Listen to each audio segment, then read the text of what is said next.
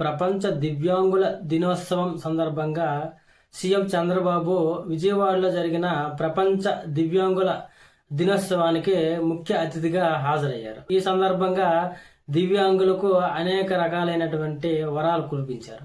RTC బస్సులో ఉచిత ప్రయాణ సౌకర్యం కల్పిస్తామని చంద్రబాబు ప్రకటించారు. ప్రస్తుతం వాళ్ళకి 50% రాయితీ ఇస్తుంది. ఇప్పుడు మహిళలకు ఏ విధంగా అయితే పూర్తిగా ఉచితం ఉందో అదే విధంగా దివ్యాంగులకు కూడా పూర్తిగా ఉచితం ఇవ్వాలని అయితే ప్రకటించారు. అలాగే దివ్యాంగులను రాజకీయాల్లో ప్రోత్సహించడం కోసం అన్ని స్థానిక సంస్థల్లో దివ్యాంగులకు ఎక్స్ అఫిసియో సభ్యులుగా అవకాశం ఇస్తామని చంద్రబాబు ప్రకటించారు. దివ్యాంగులకు ఆర్థిక సబ్సిడీ, అలాగే ఎస్సీ, ఎస్టీ, బీసీ, మైనారిటీ తరహా ఆర్థిక రాయితీ అందిస్తామన్నారు. క్రీడల్లో వారికి పూర్తి స్థాయిలో భాగస్వామ్యం కల్పిస్తామన్నారు. అదేవిధంగా క్రీడా కార్యక్రమాలు నిర్వహిస్తామన్నారు. టిడ్గో ఇళ్లలో గ్రౌండ్ ఫ్లోర్ లో దివ్యాంగులకు ఇల్లు కేటాయిస్తామని చంద్రబాబు ప్రకటించారు. అయితే వినికిడి లోపం ఉన్న వారికి ప్రత్యేక డిగ్రీ కాలేజీలు ఏర్పాటు చేస్తామన్నారు. దివ్యాంగుల విద్యార్థులకు కాలేజీలు, హాస్టళ్లు, పింఛన్లు అందించే సౌకర్యం కల్పిస్తామన్నారు. అన్ని జిల్లా కేంద్రాలలో దివ్యాంగుల కోసం విభిన్న ప్రతిభావంతుల భవనం నిర్మిస్తామని చంద్రబాబు అయితే ఈ సందర్భంగా తెలిపారు.